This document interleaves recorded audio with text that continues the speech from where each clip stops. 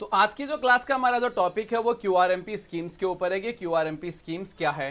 तो QRMP scheme का पहले से वीडियो अपलोडेड है, फिर भी हम वन बाय वन बात करेंगे। तो क्यूआरएमपी जो हमारी स्कीम होती है उसे कहा जाता है quarterly return filing and monthly payment, और आईएफएफ है जो इनवॉइस जो होते हैं उनको अपलोड करने की एक सर्विस का नाम है, उसको हम क्या कहेंगे, आईएफएफ कहेंगे। तो ये आईएफएफ क्या है, क्यूआरएमपी क्या है। क्यूआरएमपी में आप रिटर्न कैसे फाइल करेंगे, कैसे इसके अंदर टैक्स का पेमेंट करेंगे, और एक जो एसएमएस है वो सभी टैक्स पेयर के मोबाइल पे और ईमेल आईडी के ऊपर आ रहा है, उस मैसेज का सेंस क्या है, यानी कैसे आप क्यूआरएमपी स्कीम से बाहर आ सकते हैं, कैसे आप क्यूआरएमपी स्कीम को ले सकते हैं। अगर बाय डिफॉल्ट तो सभी को क्यूआरएमपी स्कीम में कर दिया है, जिनका भी टर्नओवर 1.5 करोड़ रुपए दिया, जो क्वार्टरली जो फाइल कर रहे थे उन सभी को बाय डिफॉल्ट क्यूआरएमपी स्कीम के अंदर कर दिया है। तो अगर आप इस क्यूआरएमपी स्कीम से बाहर आना चाहते हैं तो आप कैसे आएंगे, इसमें इन रहना चाहते हैं तो आप कैसे रहेंगे, और एक सबसे बड़ा क्वेश्चन, क्या मुझे क्यूआरएमपी स्कीम में बना रहना चाहिए या नहीं रहना चाहिए। क्योंकि जो सबसे ज्यादा जो हमारे पास में क्वेश्चन आ रही है इस स्कीम से रिलेटेड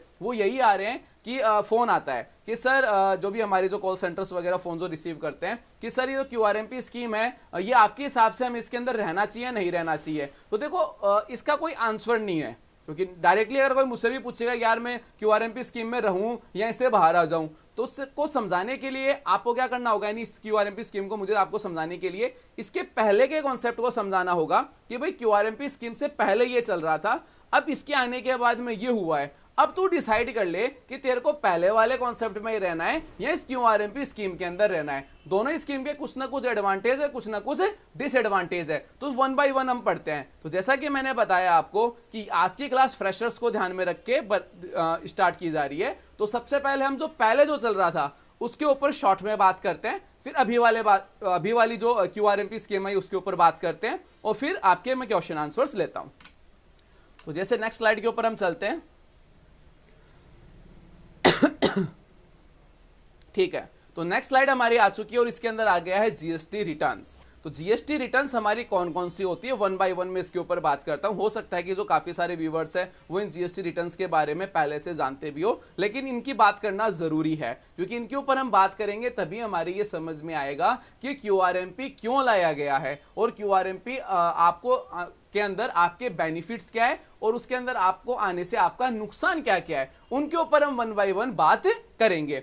तो शुरुआत करते हैं जो हमारी जीएसटी की रिटर्न्स होती है। ठीक है, तो हमारी जो सबसे पहले जो जीएसटी की रिटर्न होती है वो होती है हमारी जीएसटीआर 3B। जीएसटीआर 3B हमारी मंथली रिटर्न होती है, चाहे वो जिसका टर्नओवर चाहे 1.5 करोड़ रुपए से कम हो और चाहे 1.5 करोड़ रुपए से ज्यादा हो। अगर आपने रेगुलर के अंदर रजिस्ट्रेशन ले लिया, यानी कोई भी रजिस्टर्ड पर्सन है जिसने जीएसटी का रजिस्ट्रेशन ले लिया रेगुलर के अंदर, उसे क्या करना होगा, जीएसटीआर 3B मंथली फाइल करनी होगी। तो जीएसटीआर 3B हमारी मंथली रिटर्न होती है।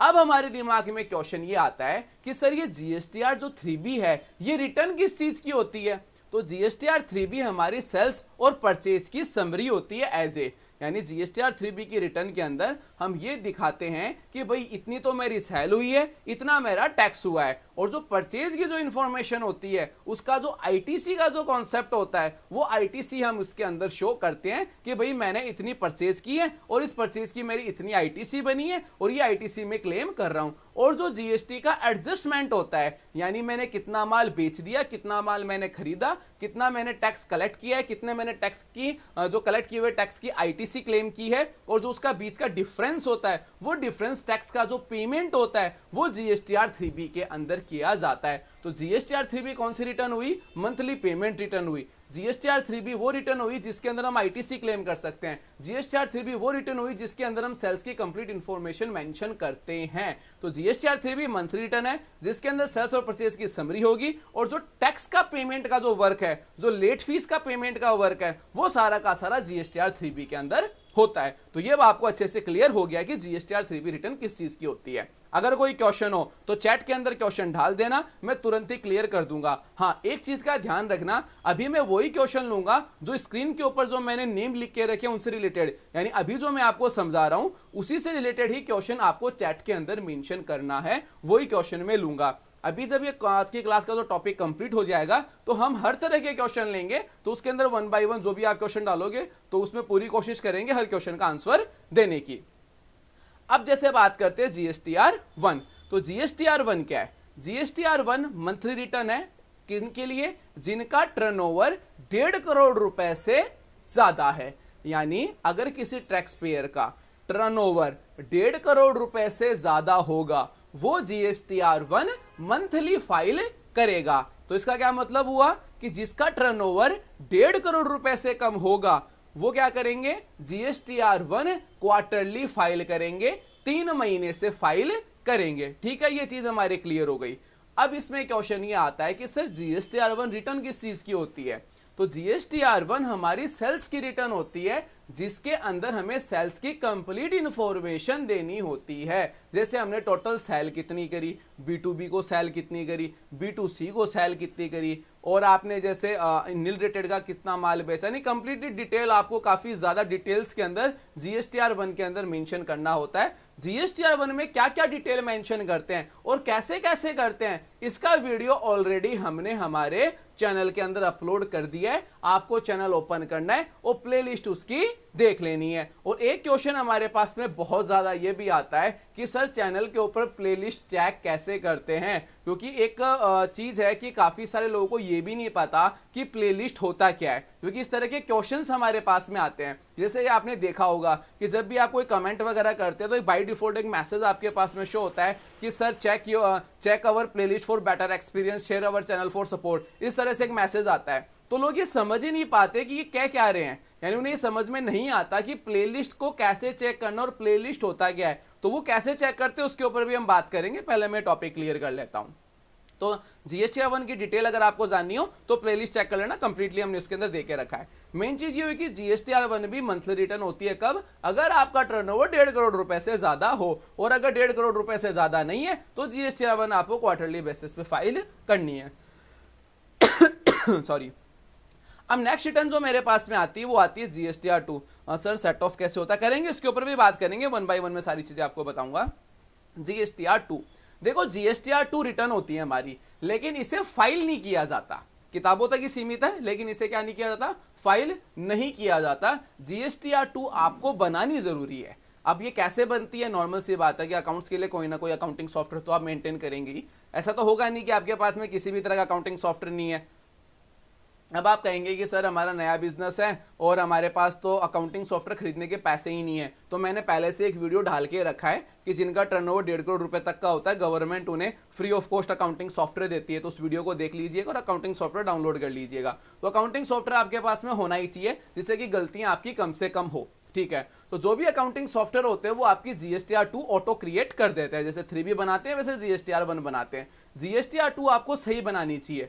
क्यों बनानी चाहिए? क्योंकि जो ITC होती है वो हम क्लेम कर सकते हैं हमारी GSTR2A या 2B के हिसाब से। ये थोड़ा रॉन्ग टाइप हो गया यहाँ पे, ये 2B है। ठीक है, इसे 2B समझिएगा, ये थोड़ा टेक्निकल टीम ने गलत कर दिया। ये 2A/2B आएगा यहाँ पे, तो ये 3B नहीं नोट करना, आपको 2B नोट करना है। ठीक है, तो जो भी हम ITC क्लेम करते हैं वो ITC किसके हिसाब से क्लेम होती है? 2A या 2B के हिसाब से क्लेम होती है। अब तो जो भी हम ITC क्लेम करते हैं वो ऑटो ही क्लेम हो जाती है। ऑटो क्लेम होने का मतलब ये है कि 2B के अंदर जो डेटा दिखा रहा है वो ऑटो ही रिटर्न्स के अंदर शो हो जाता है। आप उससे सिर्फ 10% ही एडिट कर सकते हैं, ज्यादा एडिट करोगे तो वो रेड हो जाता है। ठीक है, तो जो भी हम ITC क्लेम करते हैं वो ITC किससे क्लेम होती है? हमारी 2B से क्लेम होती है। अब यहाँ पे क्वेश्चन सबसे बड़ा क्या आता है कि सर 2B के अंदर डेटा कहां से आता है? इसको यूं समझिए, जब भी आप किसी पार्टी को माल बेचते हैं तो आप अपनी सेल्स की रिटर्न लगाते हैं। तो जब आप अपनी सेल्स की रिटर्न लगाते हैं तो जिस पार्टी को आपने माल बेचा वो उस पार्टी के 2A के अंदर वो बिल दिखाता है। यानी जो हमारे GST पोर्टल के ऊपर एक 2A बना हुआ होता है उसके अंदर वो बिल क्या करेगा? शो होगा। कब होगा? जब आप अपनी GSTR1 फाइल करेंगे। ठीक है, यानी आपने किसी ए पार्टी से 50 लाख रुपए का माल खरीदा और उस पार्टी ने अपनी GSTR1 फाइल कर दी। तो जैसे वो पार्टी अपनी GSTR1 फाइल करेगी आपके वो GSTR2A में दिखाई देगा। तो जैसे GSTR2A में दिखाई देगा आप उसकी ITC क्लेम कर सकते हैं। लेकिन यहाँ पे जो सबसे बड़ी प्रॉब्लम ये आती है कि जैसे कि आप देख पा रहे हैं कि काफी सारे जो टैक्स पेयर होते हैं वो अपनी GSTR1 क्वार्टरली फाइल करते हैं। काफी सारे टैक्स पेयर क्या करते हैं? अपनी GSTR1 क्वार्टरली फाइल करते हैं। और यही सबसे बड़ी प्रॉब्लम है ITC के अंदर। वो क्या प्रॉब्लम हो गई कि जो टैक्स पेयर है जो क्वार्टरली फाइल करते हैं। अब जैसे यूं समझिए कि आपने जिस पार्टी से माल खरीदा वो पार्टी क्वार्टरली अपनी रिटर्न फाइल करती है, तो जब वो अपनी क्वार्टरली फाइल करेगी तो वो आपके जीएसटीआर 2A में कब दिखाई देगा? क्वार्टरली दिखाई देगा, यानी 3 महीने बाद में दिखाई देगा। तो इसका मतलब क्या हुआ कि 3 महीने तक आप उसकी आईटीसी क्लेम नहीं कर सकते। तो ये सबसे बड़ी प्रॉब्लम हम देखते आ रहे थे। फिर एक रूल किया गया, तो रूल ये था कि आप अपनी जो आईटीसी है वो 110% से ज्यादा क्लेम नहीं कर सकते। 110% का कॉन्सेप्ट क्या था? 110% का कॉन्सेप्ट यह था कि 2A के अंदर जो आईटीसी दिखा रहा है उस आईटीसी का 10% और क्लेम कर लो, ठीक है, लेकिन आप उससे ज्यादा क्लेम नहीं कर सकते। जैसे मैं आपको थोड़ा सा फ्लैशबैक में लेके चलता हूं, थोड़ा पीछे लेके चलते हैं। पहले क्या होता था कि जब भी हम आईटीसी क्लेम करते तो ये 2A वगैरह को कोई नहीं देखता था। सब क्या करते थे कि जितने परचेज के बिल है, यानी जो हमारी जो जीएसटीआर 2 होती थी, जीएसटीआर 2 क्या हुई, आपके अकाउंटिंग सॉफ्टवेयर में शो कर रहा है जितने भी आपके परचेज के बिल होते हैं उसकी जो आईटीसी होती है वो सीधा सीधा टाइप करके हम आईटीसी क्लेम कर लेते थे। उससे क्या होता था कि फेक बिल की काफी ज्यादा आईटीसी क्लेम होने लग गई और लोगों ने जीएसटीआर 1 लगाना तो एकदम से छोड़ ही दिया। अगर आप पीछे की रिटर्न्स को अभी भी देखोगे, आप अपनी जो एनुअल की जो पूरा चार्ट देखोगे तो उसमें आप देखना कि काफी ज्यादा आपके डिफरेंस आएगा। डिफरेंस इस तरह से आएगा कि आपने आईटीसी तो क्लेम करी है 30 लाख की, लेकिन आपके 2A के अंदर टोटल बैलेंस पूरे साल का दिखा रहा है 20 लाख रुपए, तो इतना ज्यादा डिफरेंस आएगा। तो सभी लोग क्या करते थे कि परचेज के बिल के हिसाब से आईटीसी क्लेम कर लेते थे। फिर गवर्नमेंट ने क्या किया कि आप आईटीसी उतनी क्लेम कर सकते हैं जितनी 2A में दिखा रहा है उसका 110% आप क्लेम कर लेना। तो वहां पे सबसे ज्यादा प्रॉब्लम क्या हुई कि सर मैं जिन पार्टियों से माल खरीद के लाता हूं, जैसे मैं 5 पार्टियों से माल खरीद के लाता हूं, उनमें से 4 पार्टी अपनी क्वार्टरली लगाती है और 1 पार्टी है मंथली लगाती है, तो मेरे तो वो सारे बिल दिखाएंगे ही नहीं। और जो टैक्स का पैसा मैं पहले से ही दे के आ गया, उस टैक्स का पैसा मुझे सेल्स की जब मैं रिटर्न फाइल करूंगा तो उसके सेल्स के एडजस्टमेंट के लिए मुझे वो पैसा फिर से कैश में देना होगा। तो इस वजह से काफी ज्यादा विरोध था लोगों का कि भाई ये चीज सही नहीं है, क्योंकि या तो आप आईटीसी में प्रॉपर क्लेम करने दो या फिर जो एक क्वार्टरली रिटर्न वाला जो कॉन्सेप्ट है इसका कोई बेटर वे के अंदर कुछ कॉन्सेप्ट लेके आओ। फिर क्या हुआ, हमें कुछ रिटर्न दी गई सरल सुगम सहज। अगर आपको ध्यान हो कि कोरोना से पहले कुछ रिटर्न इंट्रोड्यूस की गई थी जिन्हें हम सरल सुगम सहज कहते थे, तो वो एक कॉन्सेप्ट लेके आ रहे थे, लेकिन उस सरल सुगम सहज कॉन्सेप्ट को कंप्लीटली बंद कर दिया और ये कॉन्सेप्ट लेके आ गए क्यूआरएमपी। ये देखिए, ये क्यूआरएमपी वाला कॉन्सेप्ट हमारे पास में आया। अब इस क्यूआरएमपी स्कीम के बारे में थोड़ा सा जानते हैं और फिर दोबारा पीछे वाले से इसको कंपेयर करते हैं। देखो क्यूआरएमपी से पहले क्या हो रहा है, जैसे अभी तक की हम बात करें, जैसे नवंबर की हम बात करते हैं, अभी हमने रिसेंटली नवंबर की रिटर्न फाइल करी है। हाँ प्लीज सर ये भी वीडियो अपलोड करेंगे, हाँ ये वीडियो मिलेगा, ये लाइव क्लास का वीडियो रहेगा, आप कभी भी इसको एक्सेस कर सकते हैं चैनल से, ठीक है। तो नवंबर की हम बात करते हैं कि नवंबर में क्या कॉन्सेप्ट हो रहा था। तो जब भी हम नवंबर की जो भी हमने रिटर्न फाइल करी है उसके अंदर आपने देखा होगा कि हमने जो आईटीसी का जो कॉलम था 3B के अंदर, उसके अंदर आईटीसी क्लेम करने के लिए वैल्यू नहीं लिखी। क्यों नहीं लिखी? क्योंकि उसके अंदर ऑटो वैल्यू आई, और ऑटो वैल्यू आई तो उससे जैसे हम 10% से ज्यादा उसको क्लेम करने की कोशिश करी तो वो बॉक्स क्या होने लग गया, रेड होने लग गया। तो इसका क्या मतलब हुआ, इसका मतलब ये हुआ कि डिपार्टमेंट नहीं चाहता कि आप 2B के अंदर जो वैल्यू दिखा रहा है उससे ज्यादा आप आईटीसी क्लेम करें, और ऐसा हुआ भी है, क्योंकि इस बार लोगों ने आईटीसी उतनी क्लेम करी या उतनी भी नहीं करी, क्योंकि लोगों को यूं भी लगा, जैसे काफी सारे मेरे क्लाइंटों में ऐसा भी हुआ था कि जो 2B के अंदर जो आईटीसी दिखा रहा है वो आईटीसी पिछले महीने की थी, यानी उस क्लाइंट ने पिछले महीने वो आईटीसी क्लेम कर ली थी। और काफी जगह ये भी प्रॉब्लम आई है कि उसने लास्ट महीने की आईटीसी क्लेम ही नहीं करी थी और वो करंट मंथ में करना चाहता, तो काफी सारी प्रॉब्लम थी, उनके ऊपर बाद में बात करेंगे। तो मेन चीज क्या हुआ कि 2B के अंदर जो आईटीसी दिखा रहा है वही आईटीसी आप क्लेम कर सकते हैं। ये क्लियर हो गया नवंबर में, और पोर्टल उससे ज्यादा क्लेम करने की परमिशन भी नहीं दे रहा, क्योंकि जैसे आप वैल्यू ज्यादा लिखते हैं तो उसकी जो बॉक्स होता है वो रेड हो जाता है, और उसके ऊपर भी मेरा वीडियो पहले से अपलोडेड है यूट्यूब के ऊपर, ठीक है। तो ये कॉन्सेप्ट क्लियर कर दिया उन्होंने।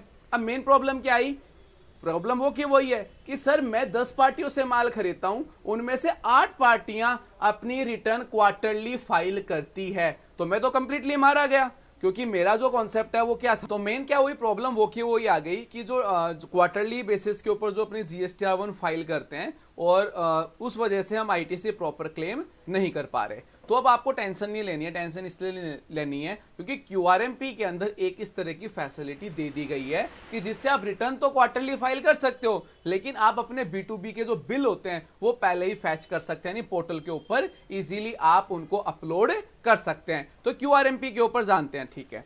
तो क्यूआरएमपी जो हमारी स्कीम है वो क्या है, quarterly return and monthly payment, यानी आप रिटर्न तो क्या करेंगे, क्वार्टरली फाइल करेंगे, लेकिन पेमेंट क्या करेंगे, मंथली करेंगे। अब क्वार्टरली जब रिटर्न फाइल कर रहे हैं और पेमेंट मंथली कर रहे हैं तो GSTR1 कब फाइल करनी है, तो GSTR1 भी आपकी क्वार्टरली ही फाइल होगी। यानी जो हमारी GSTR3 भी है उसे भी आपको क्या करना है, क्वार्टरली फाइल करनी है, और जो हमारी GSTR1 है उसे भी आपको क्या करना है, क्वार्टरली ही फाइल आपको करना है। ठीक है, अब माइंड में सीधा का सीधा क्या क्वेश्चन आ गया कि पहले भी GSTR1 को क्वार्टरली दे के रखा था, जिससे ITC क्लेम को लेके काफी ज्यादा इशू आ रहा था। अब इसके अंदर तो कंप्लीटली इसको तो क्वार्टरली कर दिया, तब तो ITC क्लेम के लिए ज्यादा इशू आएगा ही आएगा। और इसका जो लिमिट है, जैसे पहले तो 1.5 करोड़ था, अब इस QRMP की लिमिट कितनी कर दी, 5 करोड़ रुपए कर दी। कितनी कर दी, 5 करोड़। तो नॉर्मली जो बिजनेस होते हैं, जैसे हम आसपास देते हैं, लगभग जो बिजनेस होते हैं वो ईयरली 5 करोड़ के अंदर निपट जाते हैं, लगभग 5 करोड़ तक ही होते हैं। तो क्या हुआ, एक जो नॉर्मल जो बिजनेसमैन है जिनसे वो माल खरीदता है, उसके क्या हुए कि सारे के सारी पार्टियां क्या हो गई, 5 करोड़ वाली थी। अब वो सारी की सारी पार्टियां क्या करेगी, क्वार्टरली रिटर्न भरेगी, और जब वो सारी की सारी क्वार्टरली रिटर्न भरेगी तो वो ITC कब क्लेम कर पाएगा, क्वार्टरली क्लेम कर पाएगा। इसको देखते हुए तो यूं लगता है कि भाई ये स्कीम तो काफी ज्यादा डेंजरस हो गई, हम तो हमारी ITC कभी क्लेम ही नहीं कर पाएंगे, क्योंकि 3 महीने का जो टाइम होता है वो काफी बड़ा टाइम होता है। तो आपको परेशान नहीं होना है। इसके नीचे क्या लिखा हुआ है, IFF भी लिखा हुआ है। IFF क्या है, IFF ये है कि आप अपने जो इनवॉइसेस है, B2B के इनवॉइसेस है, वो आप पहले अपलोड कर सकते हैं। यानी रिटर्न कॉन्सेप्ट अलग है और IFF कॉन्सेप्ट अलग है। इसको यूं समझिए, मैं टैक्स पेयर हूं, ठीक है, मेरा टर्नओवर 5 करोड़ से अंदर अंदर का है, ठीक है, मैंने 20 पार्टियों को माल बेचा, यानी मैं एक होलसेलर हूं और मैंने 20 अपने टैक्स रिटेलर्स को क्या किया, माल बेच दिया। ठीक, तो मैं अपनी रिटर्न कब फाइल करूंगा, 3 महीने बाद में करूंगा, लेकिन उन्हें अपनी जो ITC है वो मंथली मिल जाएगी। कैसे मिलेगी, क्योंकि मैं IFF सर्विस का यूज करूंगा, और IFF सर्विस को यूज करके मैं अपने सारे के सारे B2B के बिल अपलोड कर दूंगा। तो क्या होगा, उनकी GSTR2A 2B के अंदर वो सारे के सारे बिल शो हो जाएंगे और वो इजीली अपनी रिटर्न के अंदर ITC क्लेम कर पाएंगे। तो ये जो सर्विस स्टार्ट की है, काफी अच्छी सर्विस स्टार्ट की है कि रिटर्न्स की तो टेंशन खत्म, आपकी 3 महीने से फाइल करनी है, बस आप तो IFF के थ्रू अपने B2B के बिल अपलोड उसमें कर दो। यहां पे हमारे पास में एक माइंड में क्वेश्चन ये भी आता है कि सर 3 महीने से तो रिटर्न लगाओ और महीने की महीने IFF से बिल अपलोड करो, ये तो डबल मेहनत हो गई ना। नॉर्मल सी बात है कि 3 महीने से रिटर्न लगाओगे और IFF के अंदर भी इनको बिल अपलोड करोगे, और जो रिटर्न होगी उसके अंदर ये सारे बिल दोबारा अपलोड करोगे, ऐसा नहीं है। ध्यान से समझना, आपके जो टोटल इनवॉइस है वो 100 इनवॉइस है, ठीक है, टोटल आपके कितने इनवॉइस हुए, 100 इनवॉइस हुए मंथली, जनवरी फरवरी मार्च, तीनों महीने अब 100 इनवॉइस यानी सेल की आपने, ठीक है। अब जनवरी के अंदर 100 जो आपने सेल की, उनमें से 50 इनवॉइसेस को आपने IFF के थ्रू क्या कर दिया, अपलोड कर दिया। तो जो जब आप क्वार्टरली रिटर्न लगाएंगे तो आपके टोटल इनवॉइस कितने हुए, 350 आपने क्या किए, IFF के थ्रू अपलोड कर दिए। तो जो बाकी जो डिफरेंस हुआ वही इनवॉइस आपको अपलोड करने होंगे अपनी क्वार्टरली रिटर्न्स के अंदर। तो ये जो चीज थी कि ITC क्लेम को लेके काफी ज्यादा जो इशू आ रहा था, क्यों, क्योंकि 1.5 करोड़ तक के वाले GSTR1 क्वार्टरली फाइल करते, ये इशू अब सॉल्व हो गया है, क्योंकि IFF सर्विस का यूज करते हुए हम इजीली अपनी ITC क्लेम कर पाएंगे। तो अभी तक की जो मैंने क्लास ली उसमें किसी तरह का कोई आपके कोई डाउट हो या कोई पॉइंट हो, मैंने आपको काफी फास्टली बता दिया, तो अपना डाउट आप चैट के अंदर मेंशन करें, क्योंकि अभी तक के क्लास के मैं कुछ क्वेश्चंस ले लेता हूं और फिर इस क्लास को कंटिन्यू करता हूं, क्योंकि मुझे लग रहा है मैंने काफ़ी स्पीड से बता दिया, क्योंकि जो हमारी मैनेजमेंट टीम है उन्होंने मुझे भी अपडेट किया है, क्योंकि आप काफ़ी स्पीड से चल रहे हो। तो अभी तक की क्लास में किसी को कोई डाउट हो तो वो चैट के अंदर अपना क्वेश्चन मेंशन कर सकता है, तो मैं आपके क्वेश्चंस ले लेता हूं और फिर इस स्कीम को मैं आगे आपको इंट्रोड्यूस करता हूं 1 by 1। सर 3B रिटर्न में 1 by 1 जमा कराना थोड़ा डिफिकल्ट होता है। नरेंद्र सिंह, आपका क्वेश्चन में थोड़ा समझ नहीं पाया। सर GSTR 3B में रिटर्न में 1 by 1 जमा कराना थोड़ा मुश्किल होता है। सर 3B में रेड शो कर रहा है, वो तो रेड तो शो करेगा ही जोशी जी, क्योंकि अगर आप एक्सेस ITC क्लेम करेंगे तो वो रेड शो करेगा, 10% से ज्यादा नहीं कर सकते, तो वो रेड शो करेगा। अगर आपको लगता है कि भाई आप जैसे लास्ट मंथ की आप ITC क्लेम कर रहे हैं तो आप वैल्यू इनपुट करके फाइल कर दीजिएगा। बट हमारे पास सभी इनवॉइस है परचेज के। देखिए जोशी जी, यही इशू चल रहा था पीछे जब से जीएसटी लागू हुई है 17 से, क्योंकि एक बार जीएसटीआर 2 को अलाउ किया था, फिर उन्होंने कह दिया था कि जीएसटीआर 2 फाइल करने की जरूरत नहीं है, और वो जीएसटीआर 2 का जो रूल था वो पोस्टपोन होता होता होता होता और आज की तारीख में वो एक तरीके से खत्म ही हो चुका है। तो ओरिजिनल इनवॉइस आपके पास में हो चाहे मत हो, वो इशू नहीं है। इशू ये है कि आपके 2B के अंदर वो इनवॉइस होना चाहिए, आप अपने जिस पार्टी से आपने माल खरीदा है। चलो इसके ऊपर एक काफी अच्छा क्वेश्चन भी बन गया। क्वेश्चन ये बन गया कि देखो ठीक है, जोशी जी ने क्वेश्चन अपना एक आंसर लिखा है कि हमारे पास सभी इनवॉइस के परचेज हैं, ठीक है।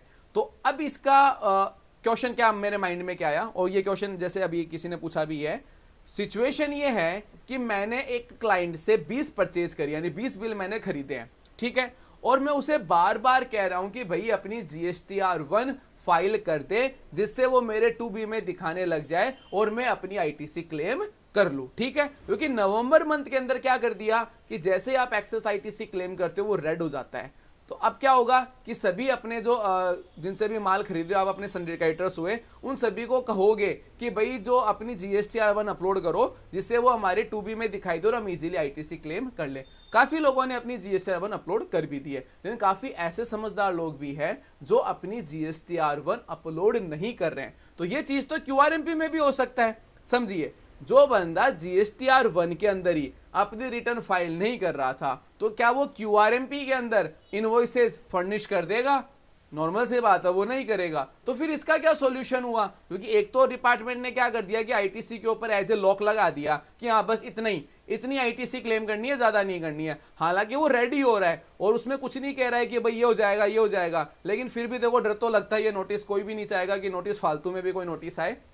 तो उसका सॉल्यूशन क्या है कि कोई क्लाइंट आपके इनवॉइस अपलोड नहीं कर रहा है, तो उसके लिए ये है हाँ नहीं जोशी नहीं करते, हाँ जी मेरे को पता है नहीं करते, मेरे भी काफी सारे नहीं करते, क्योंकि ये जो इशू जो आपने लिखा है कि जो इनवॉइसेस अपलोड नहीं करते, ये यूनिवर्सल इशू है, सभी का ये इशू रहता है। तो उसके लिए डिपार्टमेंट ने क्या किया, कन्वर्जेशन स्टार्ट कर दिया है। यानी जैसे पहले हम क्या करते थे कि जो हमारा क्लाइंट होता था जो इनवॉइस अपलोड नहीं करता था, उसे हम ईमेल करते थे या कॉल करते थे, या करते थे ईमेल करते थे। अब आपको ना तो उसे कॉल करना है ना ईमेल करना है, कन्वर्जेशन स्टार्ट करो जीएसटी पोर्टल के थ्रू।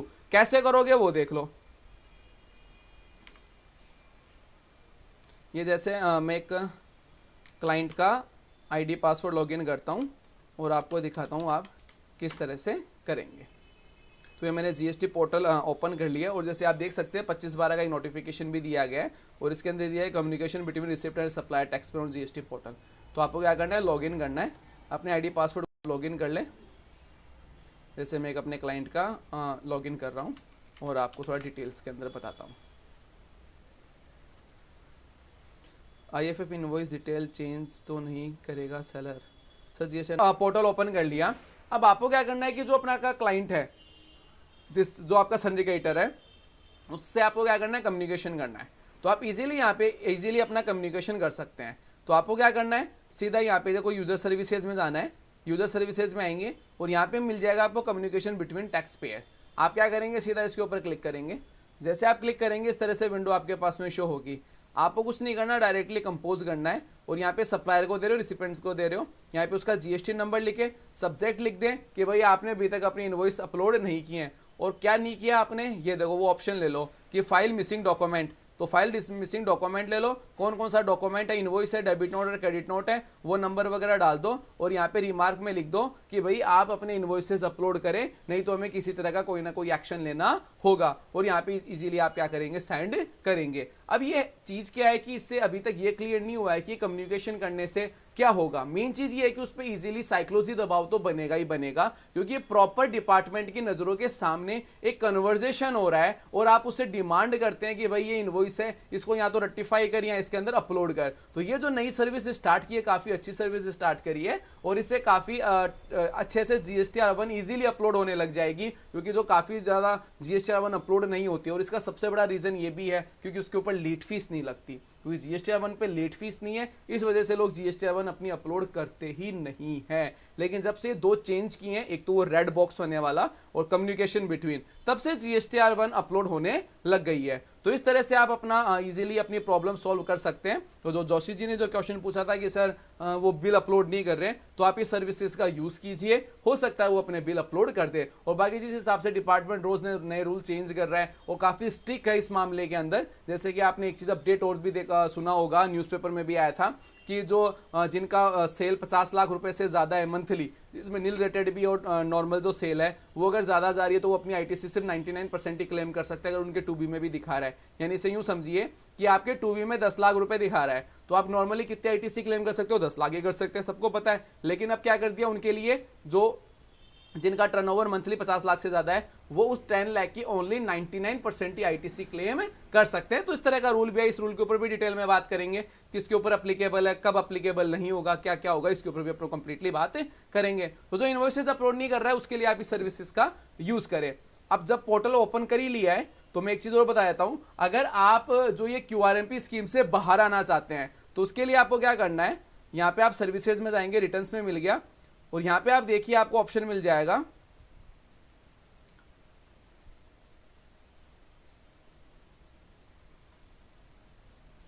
ये देखिए opt in for quarterly returns. आपको इसके ऊपर क्लिक करना है इजी वे के अंदर, और यहाँ पे 2021 आ गया, सर्च आ गया, ये देखिए। अब इसे ये मेरा क्लाइंट है, क्वार्टरली के अंदर है, लेकिन मुझे इसको क्या करना है, मंथली में करना है। तो आप इसे क्या कर ले, मंथली पे क्लिक कर लें। अब यहाँ पे आप इसे देख सकते हैं, देखो इसकी जो ऑप्ट इन आउट करने की लास्ट डेट कब है, 31 जनवरी है, यानी 5 दिसंबर को ये स्टार्ट हो गया था और 31 जनवरी तक आप इसके अंदर ये वर्क कर सकते थे। ठीक है, तो अगर आपको इसमें मंथली में आना है तो मंथली पे क्लिक करके सेव कर देना। अब जैसे आप यहाँ पे मंथली सेलेक्ट करते हैं तो यहाँ पे आप देख सकते हैं कि GSTR1 की डेट क्या होगी, फर्स्ट मंथ की 11/2, 11/3, 11/4। सभी जानते हैं कि जनवरी की रिटर्न फरवरी में लगेगी, ये देखो फरवरी के मार्च में और मार्च की अप्रैल में दिखा रहा है। और आपकी GSTR3B की डेट्स क्या होगी, ये डेट्स होगी। और जैसे आप क्वार्टरली ले लेते हैं, ये देखो, तो क्वार्टरली के अंदर देखो GSTR1 और GSTR3B, तो GSTR1 का फाइल होगी आपकी 13/4 को और GSTR3B का फाइल होगी आपकी 22/4 को। लेकिन आपको पेमेंट है वो मंथली करना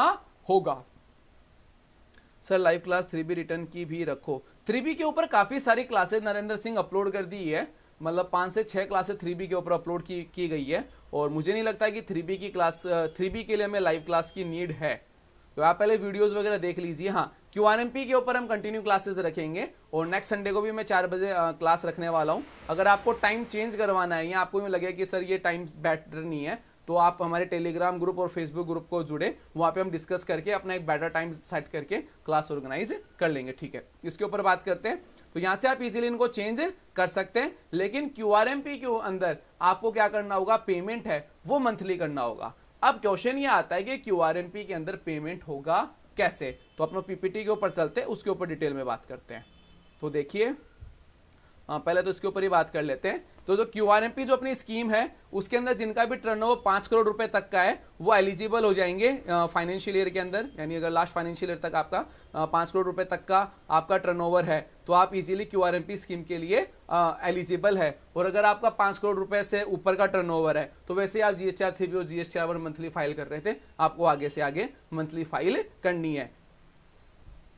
और अगर आप चाहते हैं कि आप GSTR1 और GSTR3B मंथली फाइल करना चाहते हैं तो मैंने अभी आपको बता दिया, उसका यूज करके आप ऑप्ट आउट कर सकते हैं। ठीक है, ये तो ये नॉर्मल चीज हो गई। सेकंड अपना चलते हैं इस स्कीम के ऊपर। अब ये चार्ट क्या है, देखो आपको बाय डिफॉल्ट ही इस स्कीम के अंदर अप्लीकेबल कर दिया गया है।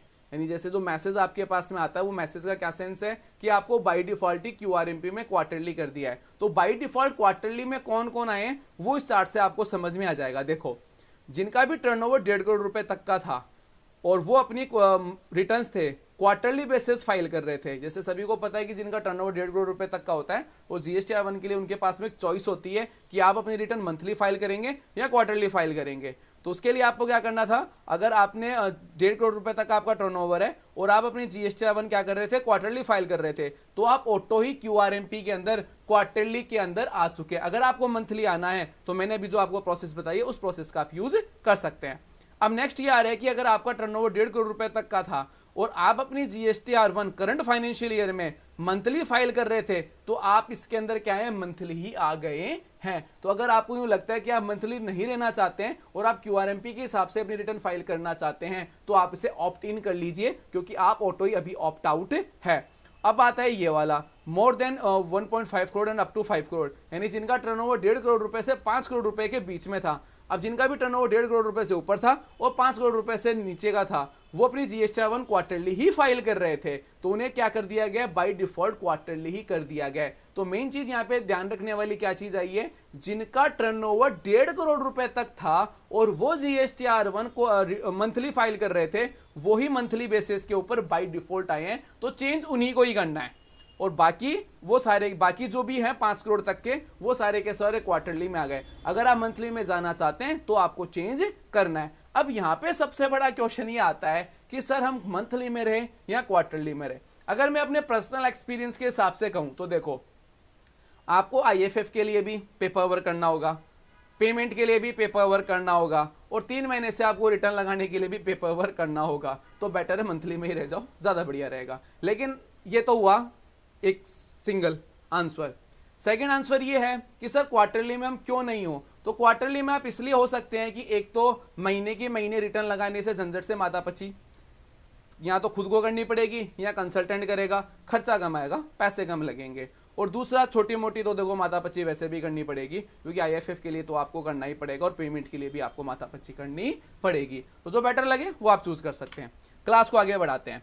अब क्लास ये कि IFF क्या है, तो जैसा कि मैंने आपको IFF के बारे में बताया है, जो हमारी IFF स्कीम है वो ये है कि अगर आपने IFF के थ्रू अपने इनवॉइसेस को अपलोड कर दिया, तो जो आपके सन्डी डेप्टर होंगे उनके ये बिल GSTR 2A और 2B के अंदर शो कर देगा। यानी मैंने 10 पार्टियों को माल बेचा और उन 10 बिलों को IFF के थ्रू मैंने क्या कर दिया, जो पोर्टल के ऊपर अपलोड कर दिया, क्योंकि जो इनवॉइसेस होते हैं वो अपलोड GSTR 1 के अंदर ही होते हैं। और GSTR 1 में कब फाइल कर रहा हूं, क्वार्टरली बेसिस पे फाइल कर रहा हूं। तो अगर मैं अपनी GSTR 1 क्वार्टरली बेसिस पे फाइल कर रहा हूं, तो जो मेरे सन्डी डेप्टर है वो अपनी ITC भी क्वार्टरली ही क्लेम कर पाएंगे। तो मैं ये चाहता हूं कि जो मेरे सन्डी डेप्टर्स हैं वो मुझसे नाराज ना हो, यानी वो ये ना ढूंढने लग जाए मार्केट में, यार ऐसे आदमी से माल खरीदते हैं जो अपनी GSTR 1 मंथली फाइल करे, जिससे हमें ITC के लिए डिले नहीं होना पड़े। तो उसके लिए आपको क्या करना है, IFF के थ्रू उनके इनवॉइस अपलोड कर देने। तो उससे क्या होगा, एक तो आपके जो कस्टमर है वो मेंटेन रहेंगे, मार्केट के अंदर आपको ITC के लिए माथापच्ची नहीं करनी होगी, क्योंकि आपका डेप्टर आपसे नाराज नहीं होगा। और ये जो बिल इनवॉइसेज होंगे ये आपके डेप्टर के GSTR 2 और 2B के अंदर शो कर देगा और वो अपनी ITC इजीली क्लेम कर पाएगा। तो ये हमारी IFF फैसिलिटी होती है, जिसे मैं डिटेल में अब दोबारा क्लियर कर चुका हूं। ठीक है, तो IFF भी हमारा कंप्लीट हो गया। अब हम बात करते हैं कि इस सर्विसेज के अंदर आप पेमेंट कैसे करेंगे। तो पेमेंट करने के इसके अंदर 2 तरीके हैं IFF के अंदर। तो रिटर्न तो हम क्वार्टरली लगाएंगे, लेकिन पेमेंट क्वार्टरली नहीं करेंगे, पेमेंट आपको मंथली ही करना होगा। और जब आप मंथली पेमेंट करेंगे तो उसके लिए आपके पास में 2 ऑप्शंस है। पहला ऑप्शन ये है फिक्स सम मेथड, ये देखिए जो शो हो रहा है ना यहाँ पे, फिक्स सम मेथड। और सेकंड ऑप्शन क्या है, सेल्फ असेसमेंट मेथड। देखो फिक्स सम मेथड में क्या होगा कि फिक्स सम जो असेसमेंट मेथड है उसके अंदर क्या होगा कि आपको 35% है आपको जमा कराना होगा, जो ऑटो पॉपुलेट होगा। देखिए ध्यान से सुनिएगा, जो आपकी जो लास्ट रिटर्न है अगर आपने क्वार्टरली फाइल करी, जैसे अभी हमारे लिए जो जनवरी आएगा और उसके अंदर हमने GSTR 1 क्वार्टरली फाइल करी, यानी जनवरी से पहले की जितने भी GSTR 1 है वो हमने क्या करी, क्वार्टरली फाइल करी। तो जनवरी का जब आप टैक्स पेमेंट करेंगे तब आपको जो लास्ट क्वार्टर में जो आपने जितना टैक्स जमा कराया है उसका 35% टैक्स आपको जमा कराना होगा जनवरी के पेमेंट रिटर्न के अंदर। पेमेंट होगा वो सिंपल चालान से होगा। जब भी आप चालान क्रिएट करेंगे तो उसके अंदर पूछा जाएगा कि कौन से मेथड से आप पेमेंट करेंगे, तो आपने फिक्स सम मेथड ले लिया। तो फिक्स सम मेथड में जो लास्ट आपने जो क्वार्टरली रिटर्न फाइल करी है उसका जो टोटल टैक्स आपने पे किया है उसका 35% आपको इसके अंदर टैक्स पेमेंट करना होगा। ठीक है, ये चीज हो गई, ये फिक्स सम मेथड में हो गई। अब इसमें भी एक रूल ये है, अगर आपने अपनी लास्ट रिटर्न मंथली फाइल करी है तो उसका आपको टैक्स ऐसा का ऐसा इसके अंदर जमा कराना होगा। तो इस तरह से कॉन्सेप्ट इसके अंदर है। और इसकी जो डिटेल्ड क्लास है वो पहले से मैंने अपलोड करके रखी, उसमें मैंने एग्जांपल देके काफी अच्छे से समझाया। और अगर इनके आपको नोट्स चाहिए, वो नोट्स के अंदर भी काफी अच्छी टेबल बना के हमने डिटेल्स के अंदर हिंदी में सारे नोट्स बनाए, तो वो आप हमारे नोट्स स्टोर से ले सकते हैं। और जो हमारा सेल्फ असेसमेंट मेथड है उसके अंदर आपको खुद से कैलकुलेट करना होगा कि कितना भी टैक्स हुआ, कितना क्या हुआ, कितने आईटीसी का हुआ, उसकी प्रॉपर कैलकुलेशन। उसे यूं समझ लीजिए जो जीएसटीआर 3B के अंदर जो आईटीसी का जो एडजस्टमेंट होता है वो एडजस्टमेंट ही आपको इसके अंदर सेल्फ असेसमेंट मेथड के अंदर आपको करना। तक के वीडियो अवेलेबल है, सब कुछ है, पूरी प्लेलिस्ट बना के रखी है मैंने। चलो मैं प्लेलिस्ट के ऊपर बात कर लेता हूं। पहले देखिए ये अपना चैनल है, ठीक है। तो आप जैसे चैनल को ओपन करते हैं, जैसे मैंने ये चैनल को ओपन किया, तो आप क्या करें, सबसे पहले चैनल ओपन करें। काफी सारे व्यूवर्स क्या करते हैं, वीडियो ओपन करके रखते हैं और फिर उनको चैनल प्लेलिस्ट नहीं मिलती। जैसे मैं एग्जांपल देता हूं, जैसे ये वीडियो है, ये वीडियो आपने किया और यहाँ पे आप देखिए प्लेलिस्ट का बटन आ रहा है, ठीक है। इस प्लेलिस्ट के ऊपर आपको क्लिक करना है। तो जैसे आप प्लेलिस्ट के ऊपर क्लिक करेंगे, आप यहाँ पे देख सकते हैं, ये देखिए, एक तो हमारा देखो रेलॉन के ऊपर जो एडवांस अकाउंटिंग सॉफ्टवेयर उसके ऊपर वीडियोस वगैरह है। एक ये देखिए कंप्लीट अकाउंटेंट कोर्स की सीरीज है, इसके ऊपर हम वीडियो अपलोड नहीं कर पाए थे, थोड़ा सा बिजी हो गए थे, बाकी इसके ऊपर भी वीडियो आ रहे हैं 1 by 1। तो ये हमने सीरीज स्टार्ट करके रखी है, कंप्लीट अकाउंटेंट कोर्स। इस सीरीज के अंदर हम 0 लेवल से आपको पढ़ा रहे हैं, यानी जो आर्ट्स या साइंस या के जो स्टूडेंट्स हैं या जो कॉमर्स के स्टूडेंट हैं जिनको प्रैक्टिकल कॉमर्स का नॉलेज नहीं है, बेसिक से अकाउंट्स क्या है, ट्रांजैक्शन क्या होता है, सेल्स क्या होता है, यहां से हमने कोर्स को स्टार्ट किया है। और जिसके अंदर सारे अकाउंटिंग सॉफ्टवेयर हम क्लियर कराएंगे, बीजी मार्क, रेलॉन, सैप, टैली हुआ, टैली प्राइम हुआ, और भी अदर अकाउंटिंग सॉफ्टवेयर काफी सारे क्लियर करवाने वाले हैं। तो ये इसके अंदर स्टार्ट होगा। अब जो रिटर्न फिलिंग का जो कॉन्सेप्ट है उसके ऊपर हमने सबसे ज्यादा 11 वीडियो अपलोड किए। कितने किए? 11 वीडियो अपलोड किए हैं। आपको बस इसके ऊपर क्लिक करना है। जैसे आप क्लिक करोगे, देखो क्लास 1 जीएसटी पोर्टल क्या है उसका ओवरव्यू। ये जीएसटी पोर्टल के अंदर आप सर्टिफिकेट डाउनलोड कैसे करोगे, टैक्स का चालान कैसे बनाओगे, स्टेप बाय स्टेप कंप्लीट हमने बताया है। टोटल 11 वीडियो की प्लेलिस्ट है कि जीएसटी पोर्टल क्या है, जीएसटी सीखिए, जीएसटी रिटर्न। सेकंड वाले में आप जीएसटीआर 3B का सब कुछ सीख जाओगे। जीएसटीआर 1 के अंदर कौन से सेक्शन में क्या अपलोड करना होता है, जीएसटी रिवोकेशन, अगर आपका जीएसटी कैंसिल हो गया तो आप उसे दोबारा अप्लाई रिवोक कैसे करोगे, रीओपन कैसे कराओगे, उसके ऊपर हमने डाला है। जीएसटीआर 1 की हमने ये लाइव क्लास इसमें डाली ऑफलाइन टूल से। आप जीएसटीआर 1 फाइल कैसे करेंगे अगर आपका टर्नओवर मतलब 5 करोड़ रुपए से ऊपर है, उसमें काफी सारे सेक्शंस वगैरह आते हैं, मतलब हर एक कॉलम को हमने अच्छे से समझाया 1.5 करोड़ से ऊपर वालों का, ठीक है। फिर नेक्स्ट वीडियो है कि जीएसटी रिटर्न आप कैसे लगाएंगे अगर आप अमेज़न या फ्लिपकार्ट के सेलर हैं। जीएसटी पोर्टल को फर्स्ट टाइम यूज कैसे करोगे, यानी जैसे आप जीएसटी का रजिस्ट्रेशन ले लेते तो रजिस्ट्रेशन होने के बाद में फर्स्ट टाइम आप यूज कैसे करोगे, इसके अंदर हमने 5 पॉइंट और भी क्लियर कराए हैं। फिर ये देखिए लर्न जीएसटी पोर्टल अमिटमेंट, इसके अंदर जो भी काफी सारे जो इश्यूज आते हैं जीएसटी रिटर्न फाइलिंग के या फाइलिंग होने के बाद के, वो हमने क्लियर करें। फिर जो दोबारा जीएसटीआर 3B को नवंबर की जीएसटीआर 3B को हमने फाइल करवाया है। और ये जो आपके जो एडजस्टमेंट कैसे करोगे, टीसीएस क्लेम वगैरह कैसे करोगे, वो मैंने क्लियर किया है। जीएसटीआर 3B का एडजस्टमेंट कैसे करना है वो क्लियर किया है। तो जीएसटी रिटर्न पे टोटल 11 वीडियो है। ये प्लेलिस्ट आप कंप्लीट देखेंगे, आप परफेक्ट हो जाएंगे जीएसटी रिटर्न फाइलिंग में।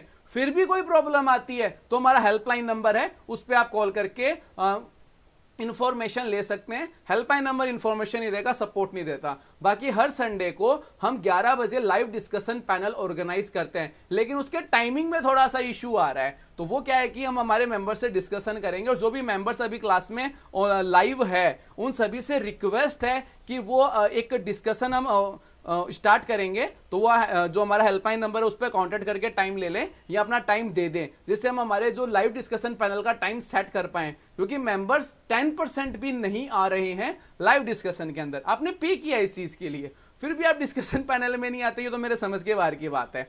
तो हर संडे को 11 बजे अभी टाइम फिक्स 11 बजे का ही है, बाकी हम चेंज करने का सोच रहे हैं तो उसका अपडेट दे देंगे। तो उसके अंदर हम डिस्कशन पैनल ऑर्गेनाइज करते हैं, उसका एक माइनर चार्ज लिया जाता है। उसको में आप ज्वाइन करना चाहते हैं तो किसी भी वीडियो को ओपन कर लेना, ज्वाइन का बटन आ रहा है, आपको क्लिक करना है नॉर्मल वे में इसके ऊपर।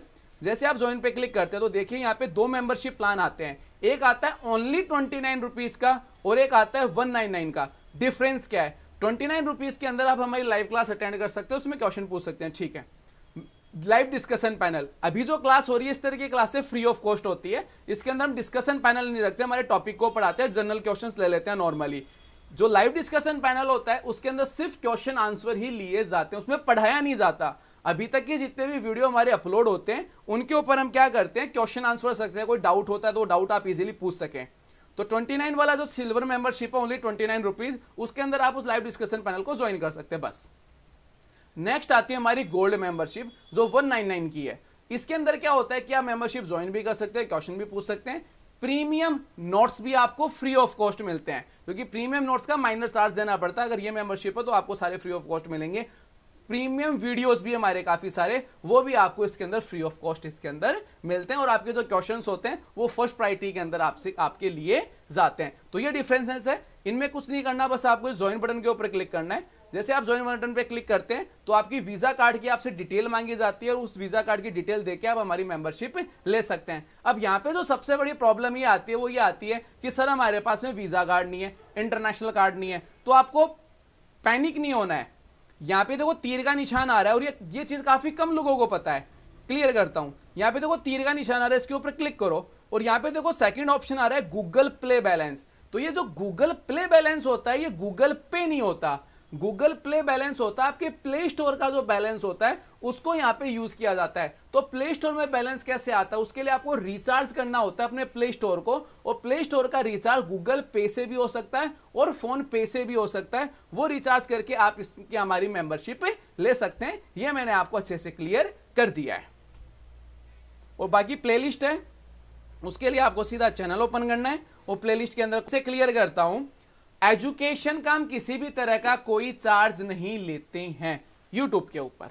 ठीक है, सारी जो सर्विसेज है फ्री ऑफ कॉस्ट है यूट्यूब के ऊपर एजुकेशन की।